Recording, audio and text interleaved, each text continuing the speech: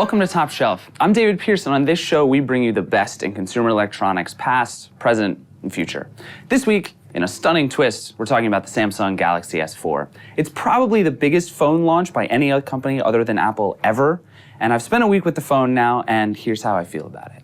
Samsung's basically synonymous with Android now. People don't ask for Android phones anymore. They ask for Galaxies or the Galaxy phone.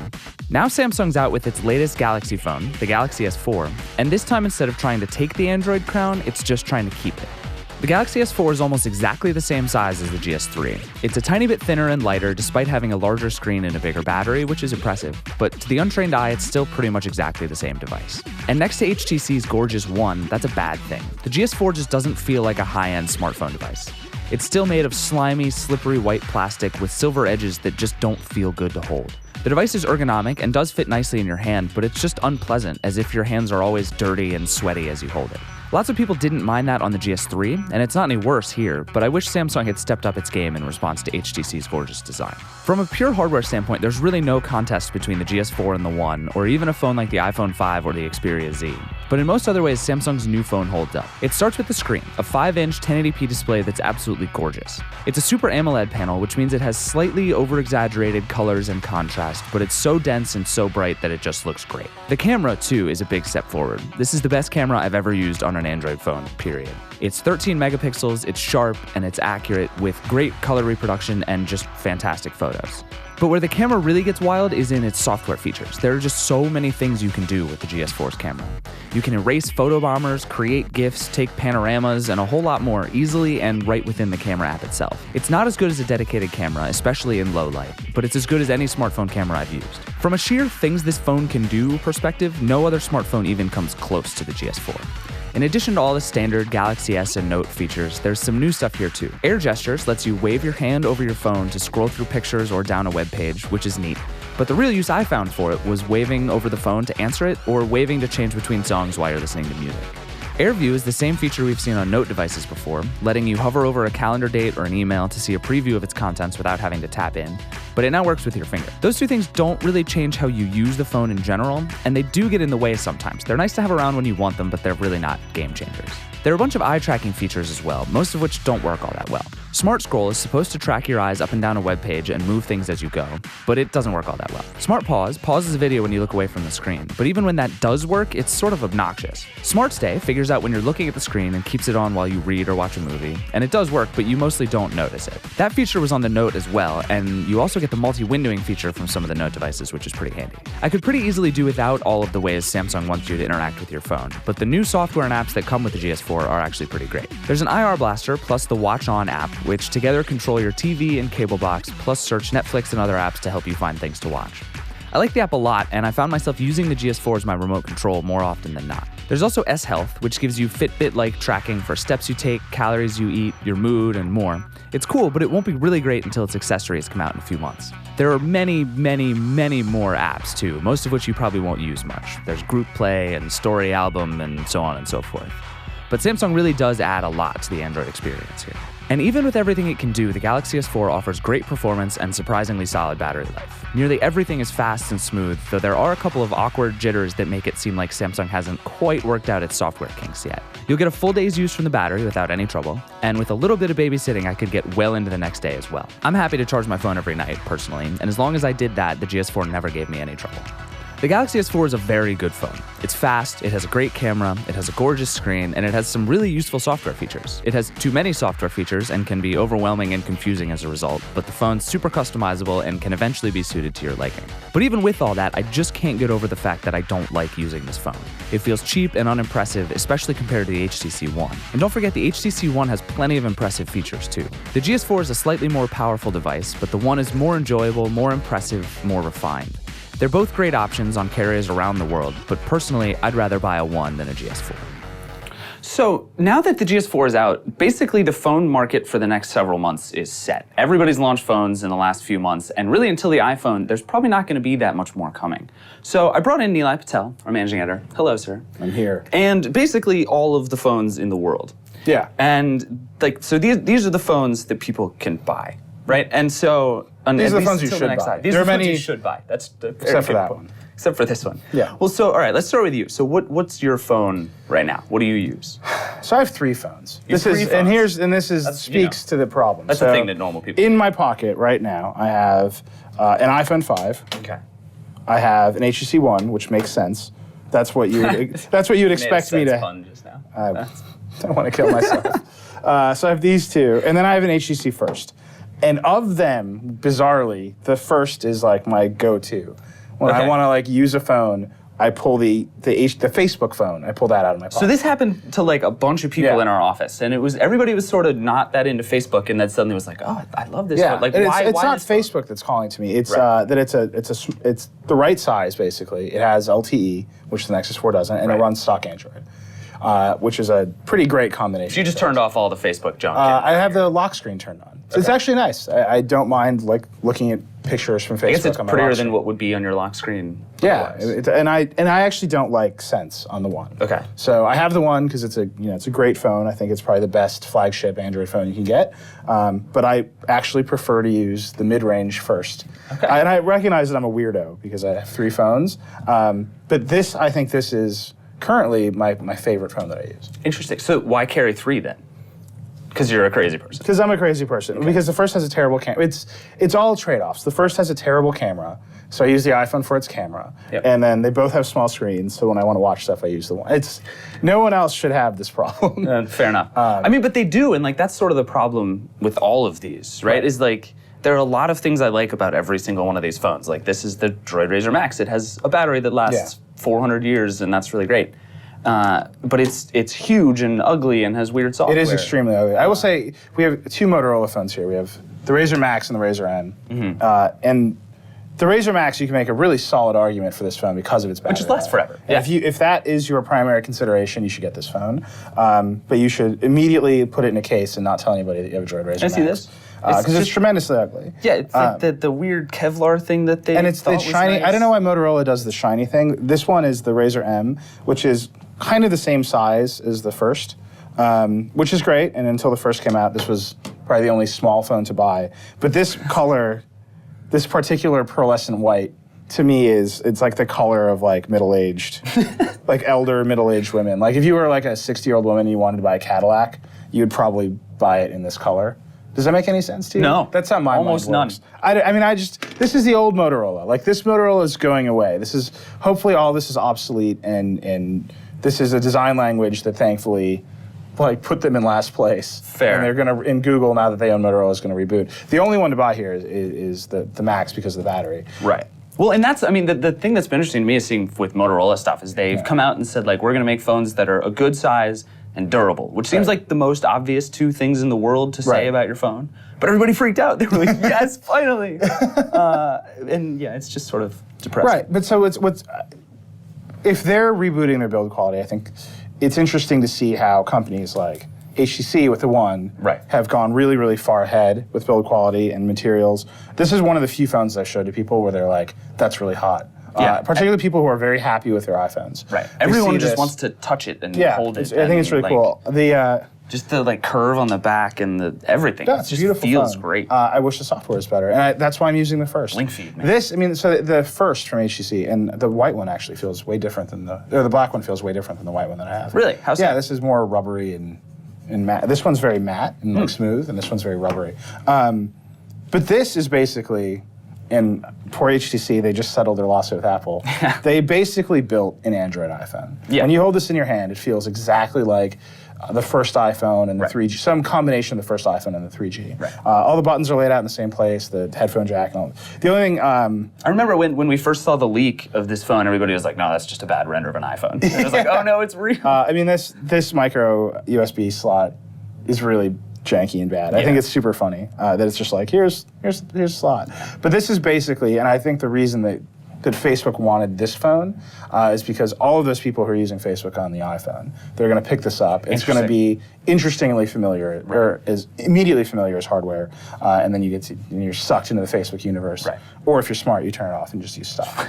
But the weird thing to me is like it seems sort of natural that people would want a phone more this size, right? Like this just feels good and seems great. But then the best-selling phones out there are gigantic and like They're increasingly enormously gigantic. Like the Note 2, this is this is comically humongous. This is like Yeah. like an SNL prop. Yeah. And yet tens of millions of people bought this thing. Like, that doesn't make any sense to me. I mean, and it bloops. It literally, it's like raindrops in my face right now. So really with Samsung, I don't understand what they're doing or why they're doing it in terms of their hardware. So this is all plastic that is made to look like brushed metal. Right. So it's like the worst design trend of 2013 made to look like the worst design trend of 1998.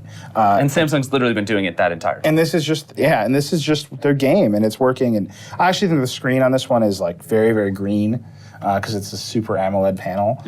But if you want a giant screen, this is the name of the game. And people seem to want giant screens.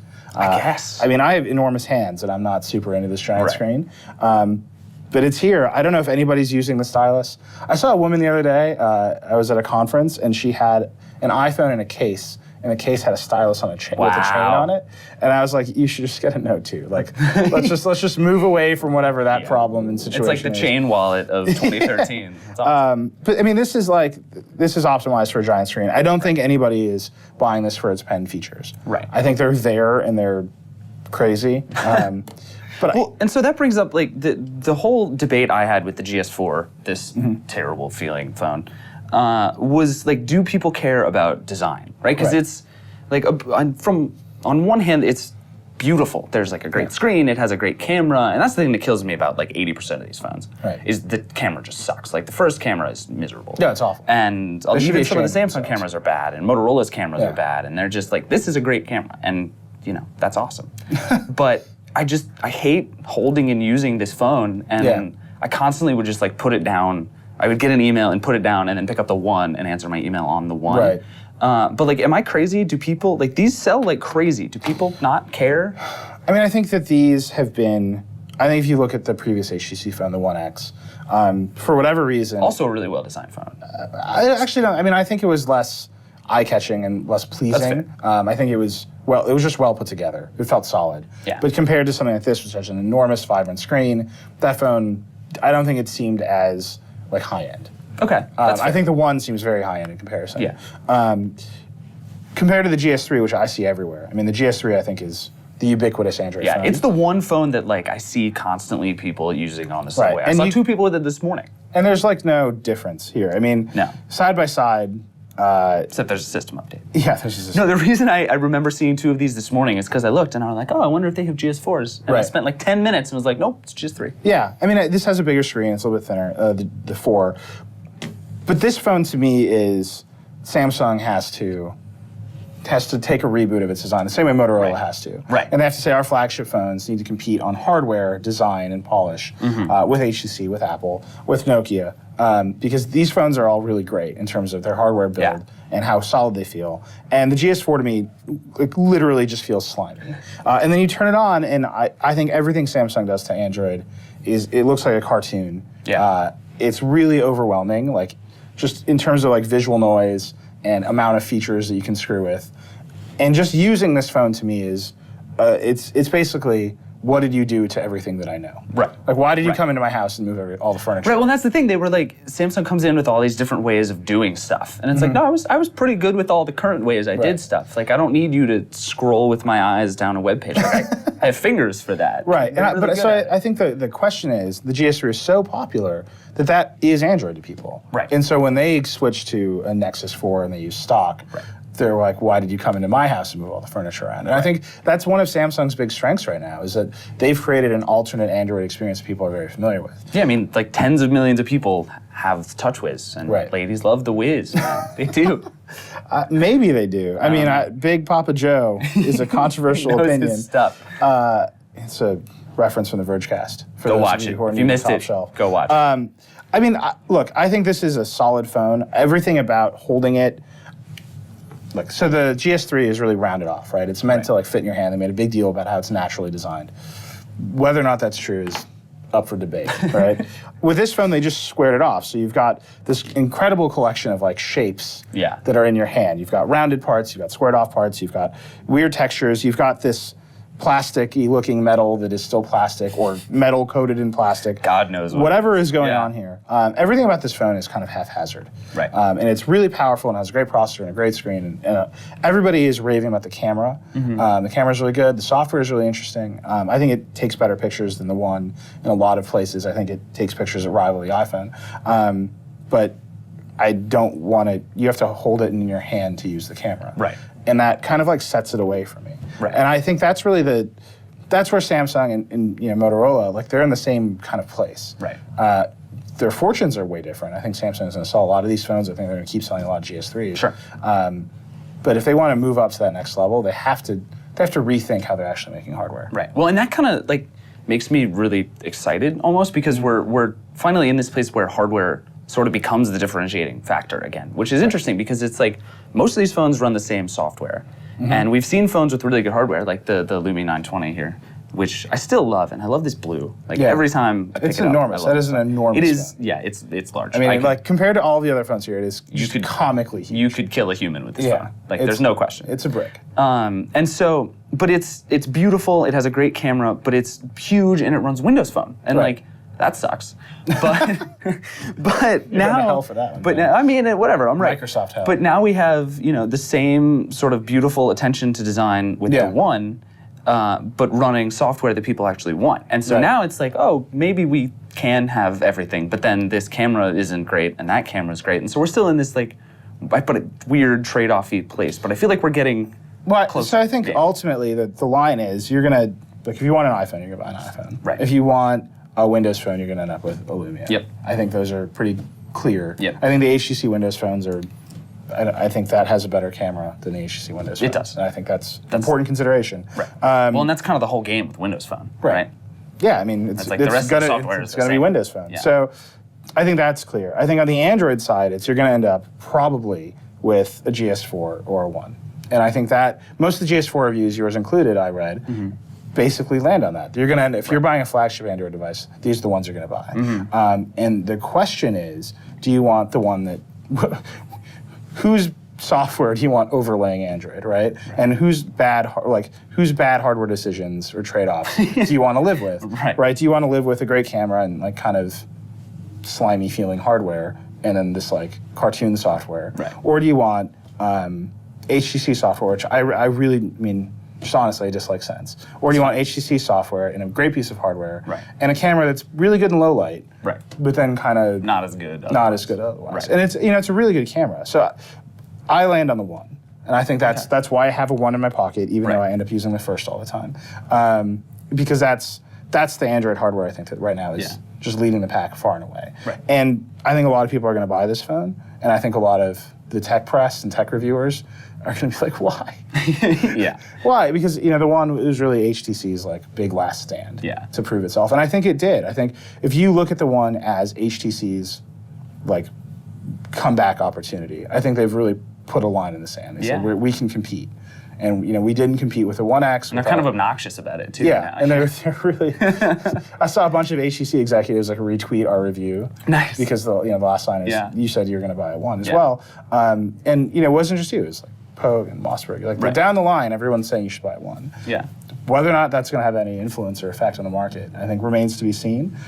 I think Samsung, if they're smart, they will look at what they've produced with the S4, and they'll say, okay, it's time. It's time for us to take a really hard look at what our product is, what we want it to be, and what we want consumers to get out of it, and whether or not we're going to compete based on just our sheer momentum and marketing muscle, or whether we're going to compete against some really, really high-end players. And the part that worries me is I think they can probably still win just based on the marketing muscle. But I want to come back to the First real quick before we wrap up here. I always want to. So, and that's the thing, is why, like, there have been rumors that HTC is making another one of these phones with the same ultra-pixel camera as the One. Okay. And it seems like at that point, like, the hardware here is good. I like it better than the GS4. It's not as good as the One.